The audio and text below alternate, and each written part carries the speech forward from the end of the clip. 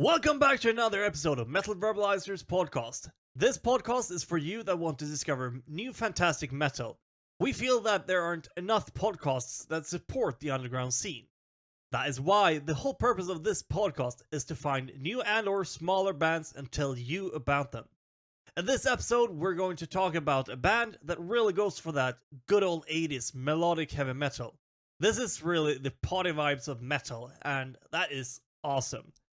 If you want to know more about the how, why, when, and a lot more, join me in this interview. This is Wanted.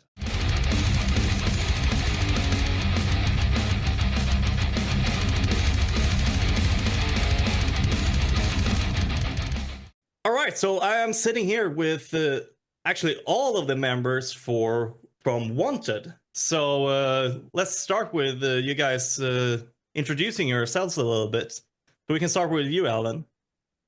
Hey guys, I'm Alan. I'm Alan Juarez, lead guitarist of Wanted.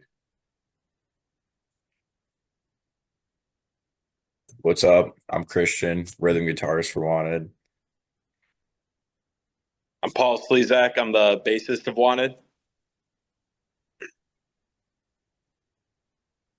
I'm Sterling Prima, singer of Wanted, lead vocals. Chris Wright, drummer for Wanted. Awesome. So like a little interesting question that I had and usually ask is like, why did you guys start playing music? And that's the more personal question in this case. We're gonna talk a little bit about influences and such, but what I mean with the question is like, are your parents musicians, or was it like by yourself that you got into music and start playing music? I don't know who feels ready to go first. I can go with that. I started playing music more so from just finding rock. I feel like I growing up, my dad would listen to like a lot of country, so I didn't really have like that like sense of like wanting to learn guitar for that reason. I feel like there's not a lot of stuff that was really catching my eye there. But like once we got into rock, I actually started on piano. And my brother was playing guitar, so we would kind of do a little duo while we'd learn songs, and we'd learn songs together for like just like classic Van Halen stuff, and it was fun. That's definitely one of my main inspirations for starting music. Van Halen was definitely probably the Kickstarter for all of that. But neither of my parents were really musicians. My dad played a little bit of guitar, but that was pretty much it. Yeah. My introduction to just like music in general was definitely my dad. My dad plays, he's played his whole life. And like when I was younger, he would like really try to get me into like playing guitar and stuff, but I was always more into like video games and stuff like that. But my oldest brother, he like kind of got into guitar for a little bit, but my younger sister is the one that like really kind of picked it up and like stuck with it. And I was like sick of doing homework one day, and I like walked by her room and she was playing guitar, and I was like, I feel like she's been playing for a while. Like I feel like I could, be better than her in a pretty short amount of time. It was like some sibling rivalry, but I don't know, seeing her playing kind of like made me want to at least try it out. And then I did that for like a little bit, and then I got into skateboarding, and then Alan asked me to join the band, and that kind of like brought everything back full circle. And I got back into guitar, got into like the whole like 80s metal kind of thing, and now it's just what I do. Awesome. Neither of my parents ever played any music. I basically, like, as long as I can remember, I've just kind of like always been obsessed with like music, instruments, guitars, stuff like that. So when I was younger, I wanted to play guitar, and my parents made me take piano lessons first to like get a comprehension of music and music theory, stuff like that, reading notes. So I took a few years of piano lessons, and then finally got into guitar lessons, and they just kind of like, I don't know, it was just kind of a drag for me. Like I didn't like the guitar lessons, so I just kind of quit the lessons and started learning everything like on my own from guitar. And then me and Christian would mess around on guitar a lot when we were younger. And when he joined the band shortly after, they needed the bassist spot, and I was like, I know enough guitar to probably translate enough to bass. And So like ever since I joined on bass and wanted in what was that 2021, I've just been grinding at bass, guitar, everything. So yeah, that's kind of my music background. Yeah, cool. For me, it started from mostly my guitar player, audio engineer.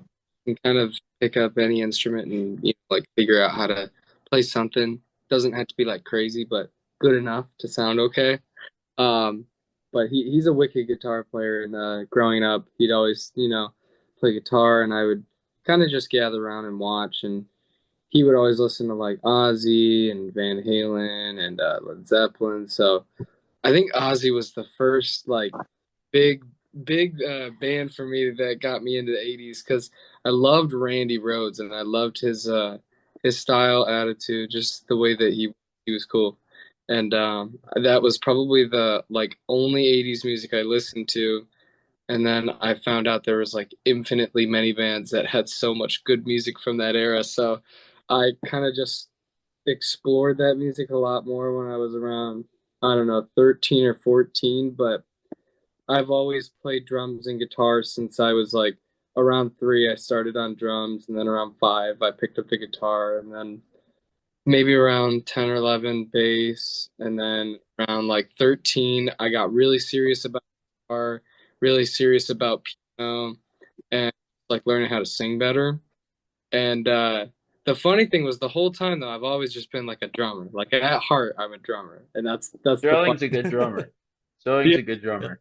I always like I saw in Alex Van Halen's book, he said something about if you have enough dexterity in your fingers and good rhythm, you can play any instrument. And it's so true, because if you play drums, like you're the master of rhythm, so you can really do some cool stuff if you can work out how to know some music theory and stuff. And that honestly would frustrate me for the longest time. I'd be like, I can hear what I want to play, and I know exactly how to play. Like with this hand, with my left hand, I'm not sure how to translate that yet. So it took a couple of years, but nowadays I'm 20, and I've taken a lot of time to study my guitar and the theory with it too. So I just play, write a lot of stuff. It's a lot of fun because Alan's a really, really good writer, and honestly, everybody in the band could write a song. Like, even our drummer too. He could play the guitar and riff around too. It's really cool in my opinion because everyone's like super into a very particular genre and style.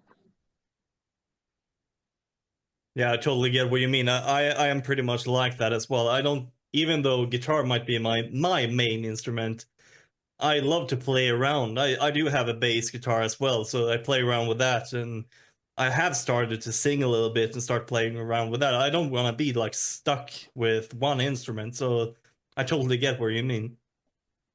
Yeah, dude. But yeah, I think that Chris, Chris is the only one that hasn't answered this first question. Do you have any input? Yeah, I was exposed to music like Dokken and Rat as a really small child, and it just I don't know, it gave you goosebumps, and it's not like what was on the radio at the time. And I pretty much decided then in those days that that's what I would like to do. And I started playing when I was 10 in 2006. And my brother is a guitar player. And it was kind of just like our dad got out his old guitar, showed us the intro riff to Working Man by Rush. And then, I could do it a little bit, but my brother just like, I don't know, he was, playing Jingle Bells in like 20 seconds. And he just, and then right then I was like, all right, well, I'm going to play drums, obviously, like, he knows what he's doing with guitar. So, and yeah, just like that 80s metal just always, and some 70s, like that was just kind of what I wanted to play and the sound that I liked. So, yeah, eventually jamming all these years, I've come across these guys and we all just click really well. We all like the same stuff and we all respect each other's capabilities and encourage each other to just be better at what we do ultimately. So Yep. Mm. Yeah, I just started really young and it just progressed from there. So Yeah, cool. So that's a little bit about you guys, but let's start talking about the band. When was the band started and where? The band was formed in the summer of 2021. At least that's when the name was kind of birthed. Uh, we've been uh we've been doing this for like about 3 years, and 3 to 4 years now. It's gonna be 4 years this summer. The band was formed in the Oxford area of Michigan. That's where we used to normally practice. That was like our headquarters. And yeah, I mean that's kind of the origins to the band. Yeah. It used to be a different lineup, different singer when we first started, and along the ways we've kind of just found our uh, our key five guys that just know what Awesome. to do. So it's awesome. Yeah. That sounds great. You were touching a little bit about on the birth of the name. Where did the name come from? Well, we were kind of playing around with like a lot of like judicial themed stuff. Like for like a day, we were called Law. We were just we had like Trial was a name. Like we had a couple of ideas, and uh our our former drummer, he was like a huge like he liked Western movies a lot, and we were like, Mhm. oh, you'd see the posters that said wanted on them in the movies, like you know. And that's kind of where we got the name. A lot of people are like, "Oh, you guys love Rat? Is it Wanted Man?" Like, no, is that where you guys got the song name from? But no, it was 50s Western movies inspired the name. That's a cool idea. Because just as you say, you see that like posters with wanted. Um, but yeah, what are the main influences for the music of the band? I think we mentioned Doc, and I think I read that somewhere, and Rats. But that's what? right. Right here. Yeah. There we go. Uh, Uh, so it's changed really. Every album had a different inspiration, but I would say the origins, the very first, like the three guys that originally named started and named the band are what we all kind of uh found in common within our influences was Dokken, Rat, and Van Halen. Those are the first three. yeah.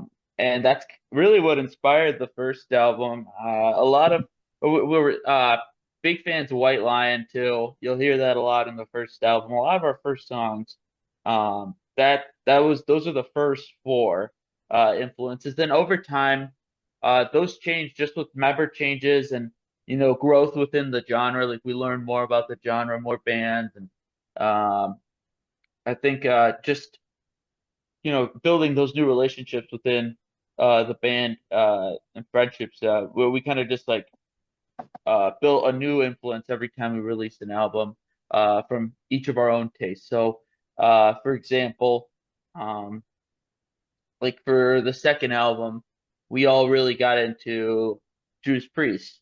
So Yeah. you start to hear that a little bit. Queensryche, that was another band that we were really getting into. And then now with the album we're working on now, it's like really highlighting those Judas Priest, Wasp, Queensryche influences.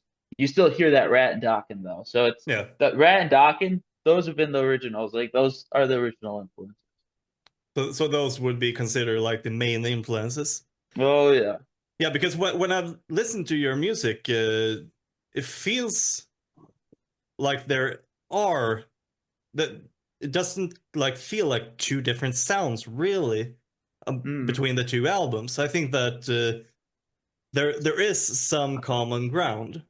So right. it feels like you guys, from my point of view at least, it feels like you have found well pretty much your sound in a way. But I think Well, it I'm happy also to that hear is that. really cool to use different influences to Mm, influence, put some sprinkles on the already good sound for new albums. thank you. Because then you get like different flavors. Because some bands, it feels like they have sounded this pretty much the same all the way through. AC/DC, and or well, Sabaton is one example. Oh, there Yeah, you we made go. it a Jesus. point for the new album to kind of not do that. Yeah, Yeah. I love that. We have a little bit So of everybody's creativity on this album. I think it's The new songs are great. They're great. Yeah, a lot of harmonies and in general too. Like Alan is like a lot of the stuff in mostly all of it is written by. And for this album, we took a lot of things that Alan maybe didn't have like completely finished, and we would, put our own kind of input on it. Like "Armed for Action." It's a song that was kind of collaboratively written with Chris and Alan. Chris had lyrics for it and kind of just an idea for the sound of the song, and Alan had this real like like machine gun kind of riff that we all knew was definitely gonna need to be used somewhere. That was wait, fun to be able to work with everybody a little bit because like on the last album that I joined the band kind of after Alan wrote like most of the material. So that's yeah. most melodies, vocal, style, everything. So I kind of had to just do my best to uh, make it up to the standard that it was written in.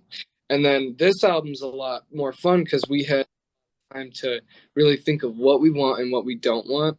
And we even got it. There is one song on the album that I wrote. It's pretty cool. It's called "Knock It Down," and I think it's gonna add a really cool, different sound to the album because Good it's texture.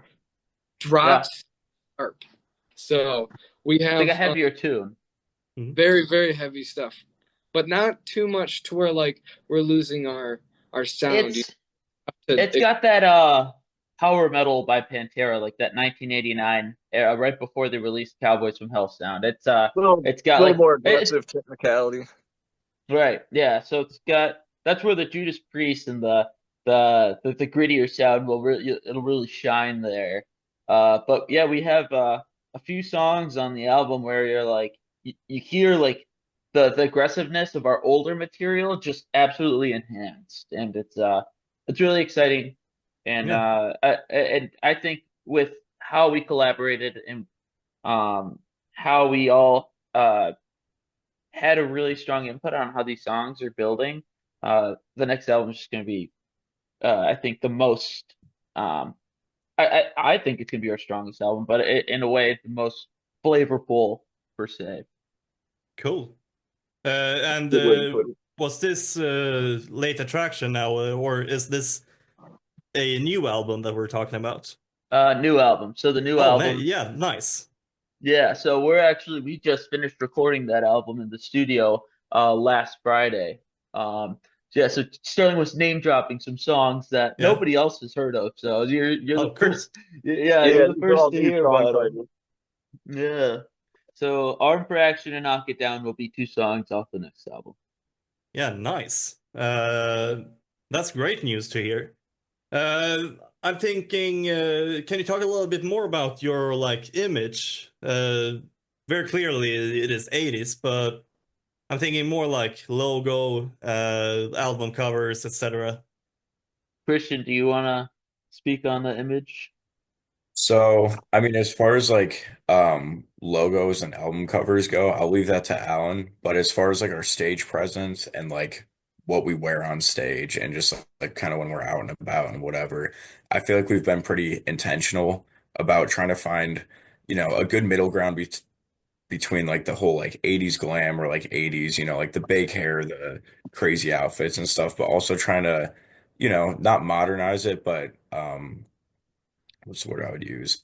Kind of streamline everything to just, a more cleaned up version of our look that kind of fits our sound a bit more because as we've progressed over time, it's become definitely more kind of like you were saying, like our own sound. I feel like we've kind of found our place in our music and we want our image to reflect that. So we've kind of, chilled things out a bit, brought it a bit more dialed in and we're focused on the hair, but we also have just a lot of black and like darker themes going on like as far as like when we're on stage and stuff like that. And I think that's something that we've really tried to, be intentional about just so we're portraying the right image for the music that we're putting out, you know. Yeah. And for the albums and for the logo, I was I always felt like, look, let's start with the logo. The logo, uh you see the big flashy chrome logos in a lot of bands. Like you'll see that with Judas Priest and on Painkiller, they have that big flashy chrome. And then you have the 3D effect from like Dokken, they'll have that 3D look on a lot of their logos. And I yeah, and you'll see that everywhere. And we were like, man, well, I mean, those bands did a lot for uh the genre. They made some big moves, and we always loved that kind of styling on the logo. So we were like, let's make something that brings out the influence, and that's what we came up with. We have that blue chrome logo that's on Late Attraction and on the new cover of Chain Reaction, which is our first album.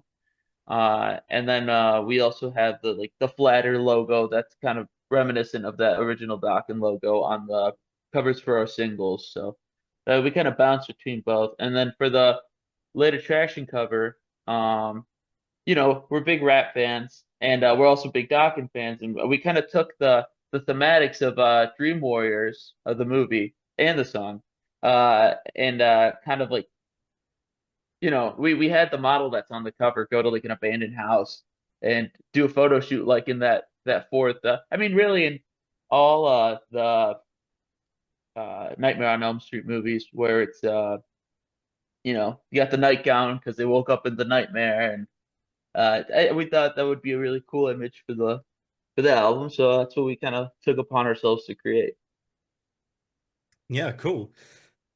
Speaking of the image and such, do you have like a particular lyrical theme that you like to write about?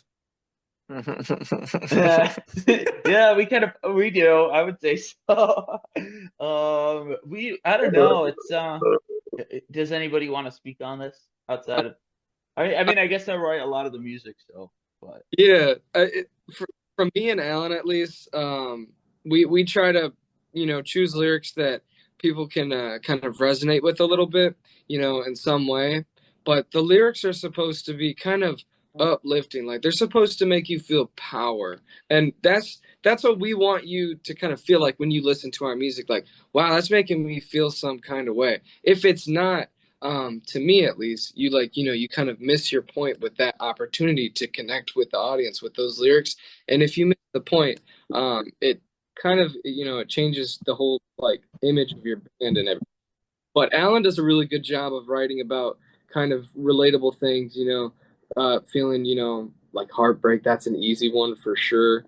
Also, just kind of the feeling of wanting to like, you know, take it all and have like, every opportunity, take it and try to, just be the best you can be in life. yeah, Those Be a man and kick ass, yeah. Well, Yeah. here's so our latest release, Under the Law, which is the last single for the album Late Attraction. Yeah. That song is about, oh, we're doing, I mean, at least in the area where we're living, and there's not much or really anything at all in terms of sound. Like there's not much that compares to what we're doing. And it's different. We'll try to book shows. We had to, stick with like a hard rock band that's not necessarily in the same styles as us, but we make it work. And it's hard to get on bills because everybody else is doing the hardcore metalcore thing, or like that crossover sound. So it's like, uh, how are we going to adapt to this? How are we going to overcome this? And then you have, oh, well, that music's not even that popular anymore. Yeah. How are you guys doing this? So it's like people like, throw in remarks like that. It's like, you we're guys are doing something different. Yeah, we're doing something different. What do we gotta push through that and show the people that we got what it takes to do what we love. And Yeah. that's what the song's Under the Law. That's what the song's about. I mean, but you can apply that to a lot of things, like you know, someone's holding you back. You got to do what you love, and forget about it. Like that's I love writing about that because I feel like I kind of I can resonate with that in terms of like when I'm marketing the music or anything. And we found a crowd that likes it, and a lot Yeah. of people can resonate with that. Well, I think it is sort of maybe not bullshit, but I don't think it's entirely true, at least, that the music isn't as common anymore. It's just that the more popular music gets more place in traditional media. I think that the music is pretty much as popular, at least with the hardcore metal fans. I would agree. Mhm. Yeah. I would agree, and that's what we're trying to show people. Like, I've been personally like I've been trying to develop like a hub for all the people that are looking for that new wave of heavy metal. Like, there's a great YouTube channel. A lot of us have heard of it. New wave of traditional heavy metal. They put out so many great great bands. That's where everybody goes to if they want to see a new band that's Yeah. doing the styles of that traditional heavy metal sound. They go there, and I think we need more of those. Definitely. We have one, and they showcase hundreds of bands every year. And if we can find what I've been personally trying to do is to create that same sense of like uh community where Yeah. you can go to one place. And I've been trying to start it up. I haven't announced it to anybody or anything, but it's like it's Yeah. all written in place. It'll be kind of like it'll have that Headbangers Ball kind of essence. But I think that's what we need. We need more of that so people can know about these bands. It's like, oh, Yeah, it there sounds are great. just as many bands. And yeah, I I think guess it's that's important. sort of the same what we try to do with our show. Showcase that there are so Yeah, so many awesome bands out there. right. I think that's very important. Yeah. There's a bunch of bands here in the U.S. where it's like in Europe you'll have those huge festivals, that showcase all these newer bands like Riot City. And we have some guys from the U.S. going over there, going to play in like Germany. I think this summer. I think that they're called Void and Interceptor. Uh, and it's stuff like that. It's awesome. Yeah. Yeah, you see that a lot in Europe, but in the U.S. you don't really have those festivals. So we're trying to kind of bring that back in a nation, a national aspect. Yeah. Well, that is kind of what I like with festivals. Actually, go to festivals to discover bands that I've never thought of. So that is kind of the big perk with festivals. And Yeah. I really like also what Wacken is doing, because they have like a smaller stage where they bring in properly Yeah, small bands to play for a quite large audience. yeah, oh yeah. Have you heard of Wings of Steel? Yeah, Yeah, so they're a band from the U.S. who goes over there and will play those big festivals. And um, I think we just need to start importing some bands over there to do the if I'm same not thing. mistaken, we Like have Wacken. featured them before actually Oh, really? on our show. Nice. I need to check, or I have thought of featuring them. I'm checking my list. No. Oh snap! Well, then you got. They're pretty good. Yeah, Yeah, I've definitely Parker. had my eyes on them. Yeah, them. Saber's another great one from Los Yeah. Angeles. They're great. Show and Tell. I think I don't know. There's those are the ones from LA at least that I know that are doing some moves. But yeah, Wings of Steel, Saber, and Show and Tell. Those are all from LA doing Yeah. that same traditional heavy metal sound. And then I think that Bare Knuckle Brawl that we have featured quite recently in the later part of season 3. They are actually from Michigan as well, if I'm not mistaken. Oh, Sweet. wow. But they Oh, are what kind of more music are thrash they? metal band. Okay. But they are super great, absolutely great guys. But yeah, We've talked about a little bit that you guys have an upcoming album. What more do we have in the future, and do you have a release date for the album? It's all in the works in terms of release date. Definitely aiming for late spring, early summer. Yeah. We have 2 singles in the plans for the album to come out before the album releases, and those are both One video. yeah, one video as of now. We Music have video. one fully recorded video, and the next single we're hoping to record another video, but it'll be our first video ever. And we're hoping to get it on you know, a like new wave traditional heavy metal. We'd love to put it on there so the world can see it. But Yeah. yeah, we're really excited. That's what we have right now. 2 singles, 2 videos, and then the album hopefully late spring, early summer. Yeah, sounds great. Do you have any like shows and stuff like that planned? As of now, we have two shows booked out in Michigan. One's in at the Capitol in Lansing, and then we have another one in the Detroit area called it's at the venue the Token Lounge in Westland, Michigan, and then the Lansing venue is Freewell Hall. We have those 2 shows. The Lansing date will be February 7th, and then Yeah. the Token Lounge, Westland, Michigan, Detroit, Michigan date will be March 29th. Yep. Yeah. And then we are also planning on booking our big headliner for the album release, which will be hopefully the biggest show we've done ever. So that's another thing we're really excited about. But we're gonna plan that out once the release date has been solidified. It sounds awesome. Are you currently staying in the US, or do you have any plans on getting to play shows outside of the US?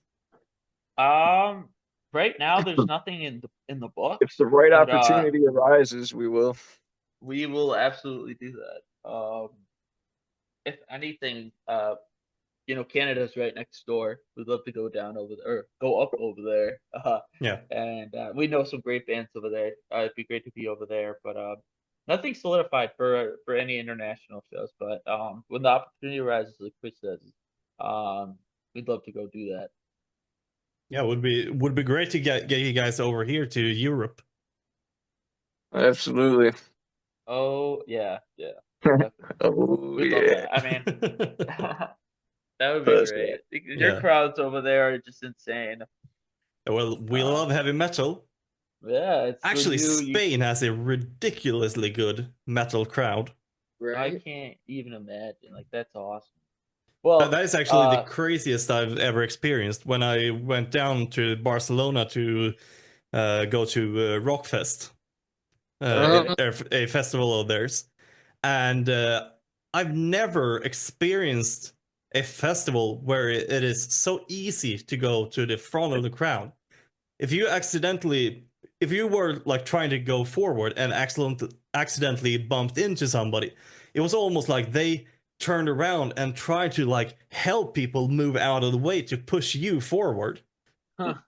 That was the Nice. craziest I've ever experienced. That's Yeah, cool. you don't see that here. Not over here either in Sweden. They're everyone loves getting to the front. I mean, so I bet Spain does too. But Yeah.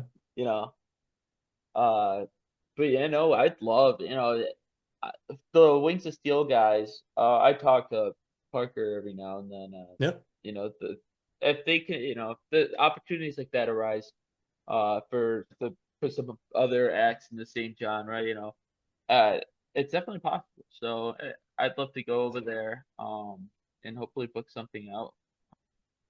That'd be great. Yeah, it would be awesome. But yeah, we're going towards the end of the show right now. Do you guys have anything else that you want to shout out or talk about? Listen to Under Spotify. It's our most recent release, the single. Check it out. Newer stuff, newer tones, better work every time we get in the studio. We always get a better result each time. So stay tuned Yeah. for the next album. we're cooking. Yeah. We also have a new CD that's coming out. It'll be the Late Attraction Special Edition, which includes 3 new tracks. Two have been released digitally. One of them's unreleased. So the only way you'll be able to listen to the songs is if you buy the CD. So it's gonna be awesome. New cover on there. Some new insert stuff. It's gonna be that's the next release we got coming up. The Late Attraction Special Edition CD. We'll have those on our Bandcamp. And then, of course, like Sterling was saying, we have the album in the works. And we'll be making all of our future announcements for the album on our Instagram, which is Wanted Band Official. That's the tag. So that's what we're excited for. And we'd love to come back and talk about that when the time arises. Definitely. We do have our concept that we call tour stories. And that is a concept that we have created where bands get to come on the show and tell us fun or cool stories about when they've been out to play shows. And it would be awesome to get you guys back for that. And then obviously you can promote whatever you want there as well. Love that, yeah. Awesome. Yeah. So that's something that we could get you guys back on. Yeah, absolutely. But yeah, if nobody has anything else to add, I think it is might be time to say goodbye to the listeners. Thank you so much for having us, Erik. Yeah, thank you so much for joining Take us. care, man. Take care. Have a good one. You as well. Bye, guys. Bye. So, if it sounds like you might like this band, do not hesitate to go and check them out. If it is not what you usually listen to, go and give them a chance anyway. You might find something new that you will enjoy. I find new bands and kinds of music all the time when I do this podcast.